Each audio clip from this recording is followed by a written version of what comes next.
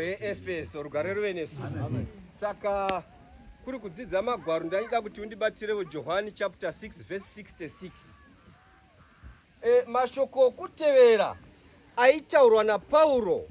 Pauro wakanga achitaura mashoko okutevera Mwari rugare ruvenesu. Achibudza vanhu vepa Efeso nemhaka yekuti vanhu vepa Efeso vakanga vasingateveri Mwari.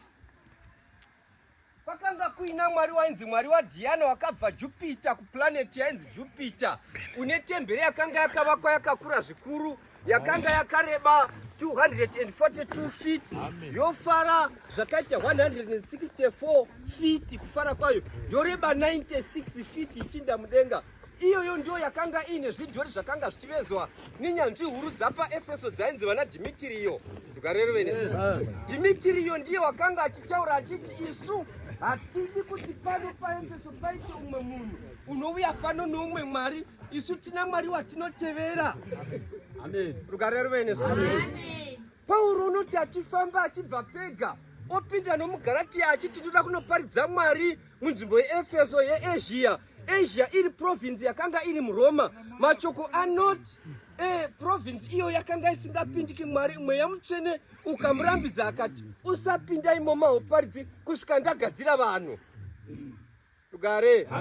Ndo paakazodarika oenda kuMakedhonia ine capital city iri imwe province iri muRoma ine capital city yanzi Philippi, kwaakanoona mukadzi wakanga achita zvenguo tsvuku. Ndiyo akanowana vanhu Mwari akatomugadzirira vasikana vakanga vakagara varipo vakatuvungana, akasvika achiparidza uyu rugare ruve nesu.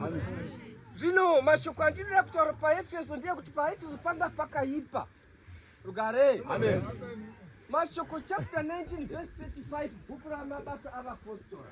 Mashoko anoti Dimitriyo achitaurira vanhu unoti vakomana imi, isu tina Mwari. Ndiani usingazivi Mwari wedu wakakosha uri pano paEfeso wakadonha achibva Jupiter? Una maprisita kana maverenga chapter 14 verse 13 bhuku ramabasa avapostora. Mashoko anoti Pauro achifamba wakaona muprisita waJupiteri achitiwa nemombe achinda kunobayira, akabvarura nguo paEfeso. Rugare. Amen. Mashoko anozoti Mwari kuti shoko risvike nokuti Mweya Mutsvene wakanga wacho uchiparidzwa naAgapo. Imi vakomana kana moda kuti muende ipapo, Mwari uchazvigadzirira vanhu vachakutanga navo kuti muwane pokutangira. Chapter 19 verse 1. Pauro unosvika paEfeso unongowana vanhu 12 vakagara, chakavagarisa havachizivi, chakavaunganidza havachizivi. Rugare. Pauro unobvunza vakomana imi makagamuchira Mweya Mutsvene here? Voti hatizivi zvomweya Mutsvene. Ko makabhabhatidziwa sei? Toziva rubhabhatidzo rwaJohani, zvimwe hatina zvatinoziva. Unoona zvinoita Mwari kana ogadzira vanhu achiitira kuti paonekwe foundation yekuti shoko raMwari dini. Ndio vanhu vakatanga kugamuchirwa Mweya Mutsvene naPauro, ndio vanhu vakatanga kubhabhatidzwa naPauro. Pauro wawana pokutangira. Pauro osimbisa mashoko ewa. Dei maverenga verse 2 yatisingaverengi. Pauro unoti imi vakomana mungwarire kuziva kuti Mwari wakakudai imi nokuda kwedu. Tisu takaita kuti Mwari akwanise kudhonzai nokuti takavuya muno mweya ukatirambidza, asi ukazotiitira zvakanaka kuti tiwane pekutangira pane imi nokuda kwedu. Rugare. Amen. Johani 6 chapter 66. Maiwana. Yati toverenga tsamba. Number 66 Johani. Zokwadi. Ipapo vadzidzi vake, vadzidzi vaJesu vazhinji vakadzokera shure, vakanga vachimutevera vakadzokera shure, vakasazofamba naye, vaana kuzofamba naye. Rugare. Amen. Pane vadzidzi vakanga vachifamba naJesu vakanga vakawanda, vakanga vachimutevera asi vakazorega kumutevera.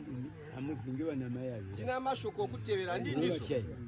Jesu woti kudini achireva pavadzidzi vake 12 vakanga vasara, unoti kudini? Number 67. Jesu akati kudana negumi navaviri. Ndokubvati kuvadzidzi vake vakanga vari 12. Nemi. Ko nemi varume unoda kubvawo here? Vakasara motevera here motevera here? Modini imi vakasara? Mondisiya here? Mondisiyavo here?